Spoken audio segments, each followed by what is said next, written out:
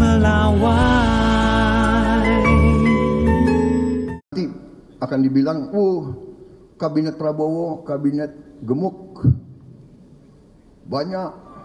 Ya negara kita besar, Bung.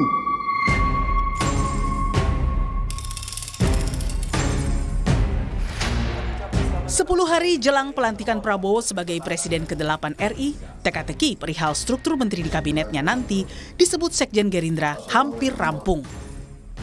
Menurut Muzani, sejumlah tokoh sudah dipanggil menghadap Prabowo. Di antaranya ada beberapa menteri yang menjabat di era pemerintahan Jokowi. Sementara soal rumor masuknya 3 nama kader PDI Perjuangan ke kabinet Prabowo, Muzani bilang sepengetahuannya ada. Orang dan nomenklatur sudah mulai disusun dan bahkan sudah mulai ada yang dipanggil. Dari PDI Perjuangan?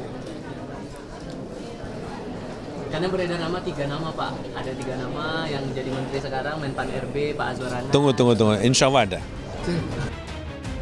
3 nama kader PDIP yang santer akan masuk kabinet, yakni Kepala BIN Budi Gunawan, Menpan RB Azwar Anas, dan Bendahara Umum PDIP Oli Dondo Kambe. Namun saat dikonfirmasi soal 3 nama tersebut, Ketua DPP PDIP Bambang Urianto menyebut hal itu hanya rumor. Kan ada isu ini menghembus 3 menteri dari PDI ini yang mencuat gitu. Nggak ada pembahasan. Saya nggak dengar bahasa kalimatnya, nggak dengar dan saya tidak diajak bicara.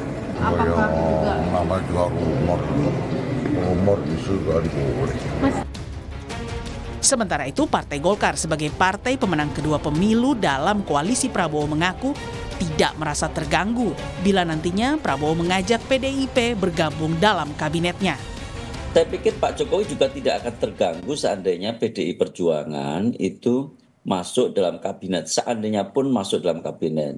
Karena Pak Jokowi juga berkali-kali menyampaikan urusan kabinet itu hak wewenang penuh, hak prerogatif dari presiden terpilih. Tapi Golkar tidak masalah ya jika PDIP masuk dalam kabinet Prabowo? Kami mendukung apa yang dilakukan oleh presiden terpilih ya. Oke. Indonesia itu terlalu besar untuk diurus oleh sebagian kecil orang. Sebelumnya, dalam pidatonya di acara BNI Daily Investor Rabu 9 Oktober, Prabowo menyatakan ingin membentuk pemerintahan yang kuat sehingga terpaksa membentuk koalisi yang besar. Karena saya ingin membentuk pemerintahan persatuan nasional yang kuat.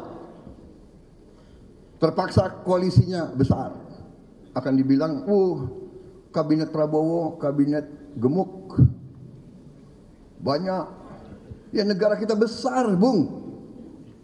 Kalau kita negara otoriter, ya kan? Hanya satu partai, ya bisa. Jalankan negara ini hanya dengan 20 menteri.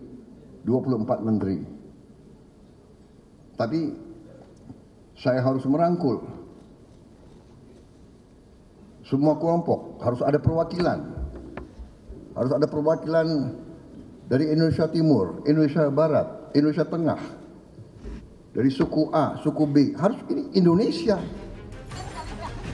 Keputusan Prabowo ingin mengajak semua parpol bersama di pemerintahannya tentu akan membuahkan konsekuensi. Pasalnya, kepemimpinan tanpa adanya check and balances yang kuat akan menurunkan kualitas demokrasi.